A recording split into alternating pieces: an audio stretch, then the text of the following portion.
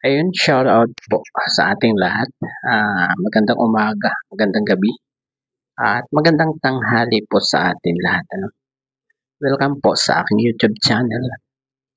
At ito po tayo para bigyan ng konting pansin ang live ni Kalingap Edo kagabi. No? At ito po ay yung tungkol sa upload niya. No?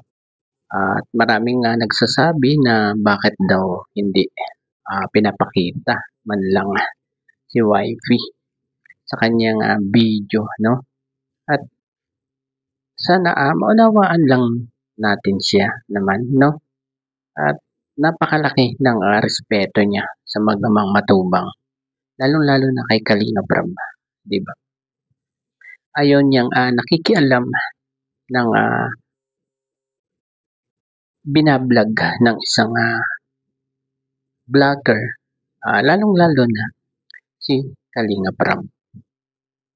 At ito po ang nasabi ni Kalingap Edo tungkol dyan. Guys, yung sa iba, masyado nilang pinaprioritize yung Kung alam nyo po ako, kung kilala nyo ako, hindi ko po pinaprioritize yung ibang vlogs ng ibang kagaya nila Kalinga Prab Ayoko po mangialam sa mga ganyan. So, yung paghahanap nyo po kay Beyonce, dahil sinasama ko siya is, wag na po kayong umasa maghanap na makita siya sa video ko kasi hindi ko po siya ipapakita. Kung alam nyo po ang kung alam nyo po ang ugali ko, hindi po ako abuso sa ganyan. So, kung magalit man po kayo, nasa sa inyo na po yun, hindi ko na po problema. So, ayan. Bahala po kayo magalit. Yung iba kasi nagagalit bakit daw di niya pinapakita? Wala nga po akong karapatan kasi hindi ko naman po vlog si Beyonce. Yung iba kasi masyadong parang kung alam nyo po ang vlogs ko dito is para doon sa mga tinutulungan ko po hindi ko man po tinutulungan si Beyonce.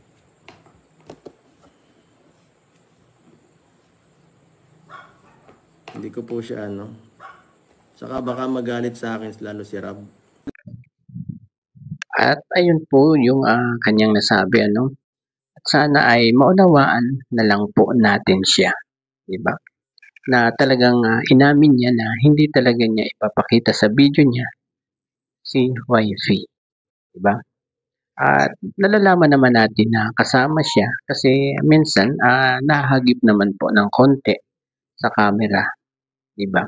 At yung mga buhis niya, di ba? Napapakinggan minsan sa vlog ni Kalingap Edo. At unawain na lang natin si Kalingap Edo. At ito po ang maganda na nagpapatunay na si Kalingap Edo ay protective kay Wifey. Ito po, tungkol po ito yung doon sa aircon, handa siyang mag-share para lang mabigyan ng aircon si Wifey. Ito po, panoorin po natin. Kala ko si Dr. Lab mabigyan ng ng aircon. Magkano ang aircon ba? Magkano ang aircon? 10,000?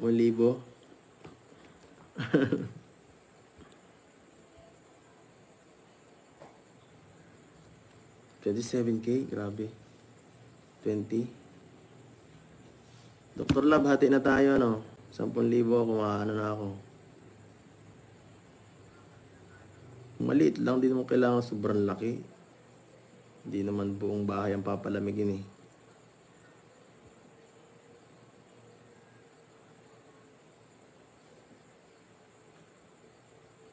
Meron na daw pala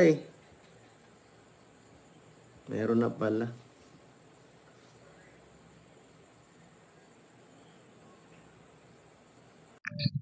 At ayun po talagang handa siyang humati kay Dr. Love para lang mabigyan ng aircon si Wifey niya.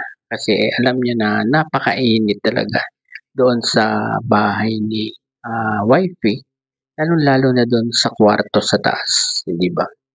At kaya lang, talagang, meron na raw sabi ni Doctor Love, ano, at kitang-kita ang panghihinayang ano, sa mukha ni Kalingap Edo, 'di ba?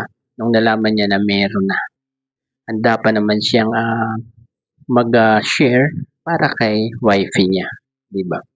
Ang sweet 'di ba po? Ayun, hanggang dito na lamang po ang ating, konting, reaksyon dito sa live ni Kalingap Edo. At bago po tayo magtapos, pakisuportahan po ang ama ng Kalingap, Kuya Val Santos Matubang, Ate Edna Vlogs at Kalingap Rap. At gayon din, ang K-Boys, Kalingap Edo, Dr. Love, Kalingap Dan, Kalingap Jomar, Kuya Red Sing Vlogs at Kuya Jello. Hanggang sa muli po, bye-bye and God bless po sa ating lahat.